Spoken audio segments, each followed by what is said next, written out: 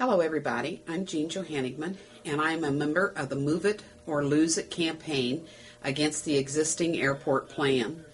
What we would like to see is for them to move the airport, and if they can't move it, to leave the airport as it currently is. At last night's October 26th Greensburg Board of Aviation Commissioners meeting, the Vice President of the Board of Aviation Commissioners made the statement that this site has to fail before another site would be considered. They did an alternate site study for the county when the county was involved. I was part of that study, and I am of the firm conviction that that was not a serious study of an alternative site for many reasons that I have observed in the Aviation Commissioners meetings. But I would like to bring out some other information that I think goes along with this.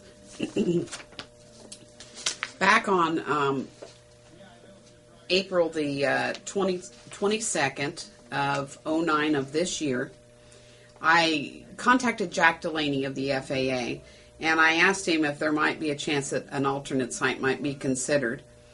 Here is his entire answer.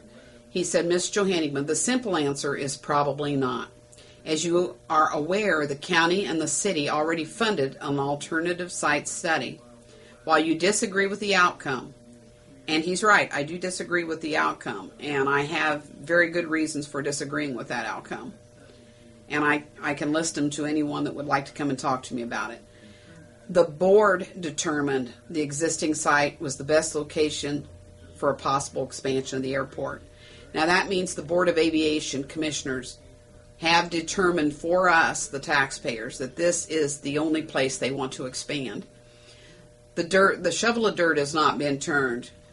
Until that happens, until we take that grant money for an expansion from the FAA, the direction of this project can be changed, make no mistake. Here's the rest of Mr. Delaney's letter.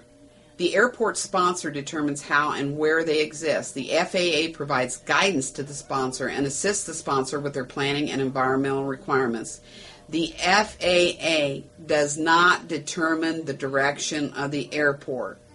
The local governing body is the only appropriate and legal entity to do that.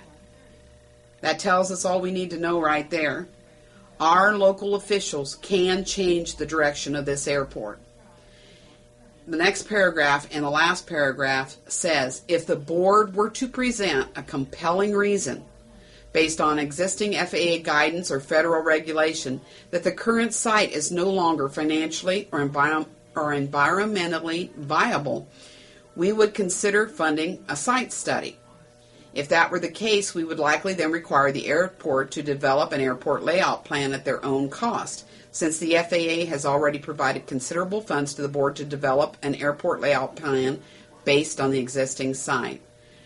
I advocate that that would be a great investment of our tax dollars to fund that existing site study if we had to, for an alternative site. I think that if we were to move this site, the current grounds that the airport is on would develop for future planning into our community in a much more positive way for our tax base than expanding the airport at that location. Not only that, but if you expand the airport at a location that can have a commerce park built to it, a possible regional endeavor later on, if that's what we so desire as taxpayers, to help with the cost of running an airport of this size, I think we could have a really good, profitable airport. Now, mind you, 75% of airports across the nation, general aviation airports that are expanded like this one, do not sustain themselves. So let's look this over carefully before we jump into a $32 million project.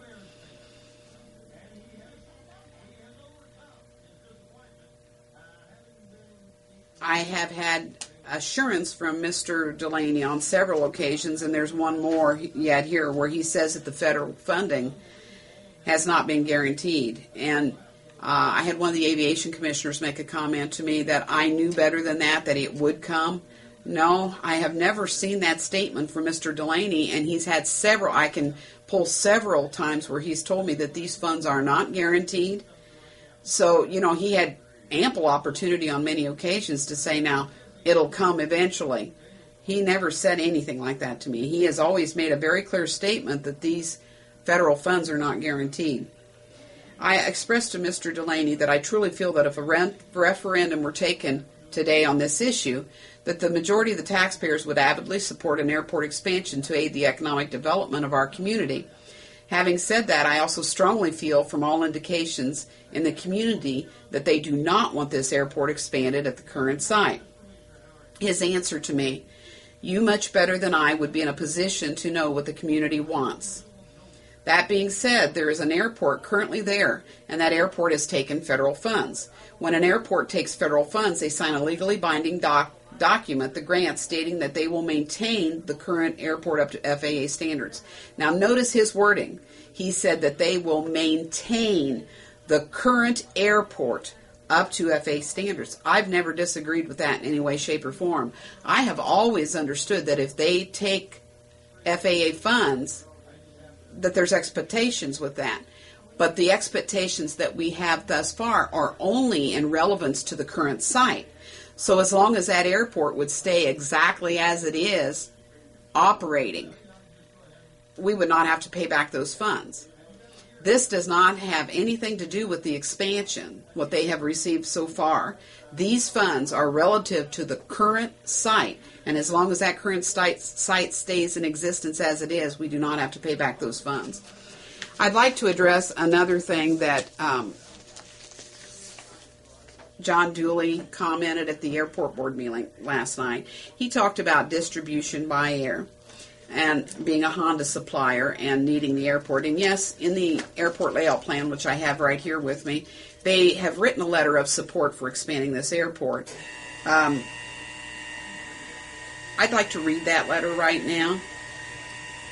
Dear Bill, as we have offered in previous letters, we believe the manufacturing community in and around Greensburg would gain significant benefit from the Greensburg Municipal Airport if the runway were lengthened to a minimum of 5,000 feet. We believe.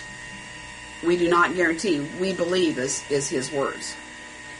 I have attached your form titled Greensburg Municipal Airport Annual Operations, showing our best estimates of the types of aircraft and the frequency of each of these aircraft that we believe we will need to operate on an annual basis to support the growing industrial base in your area, that we believe we will need.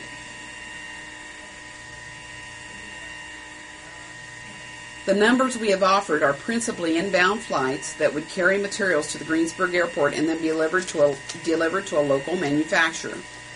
Since we do not expect any of these planes to be permanently based in Greensburg, these planes would be leaving shortly after they have unloaded their cargo. Our numbers therefore reflect 230 flights into the Greensburg Airport and 230 flights outbound from the Greensburg Airport per year.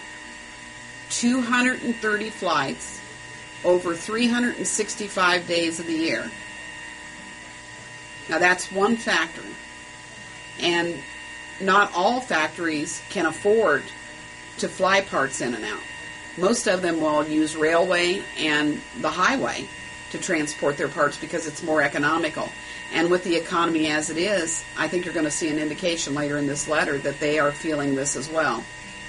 Again, as I have said in previous letters, we know there will be other charters that other companies will manage in the Greensburg Airport to help support the growing industrial base.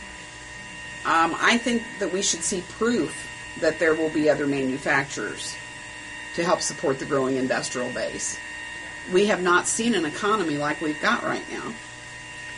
I have mentioned Part 135 restrictions as they relate to required runway length in a previous letter.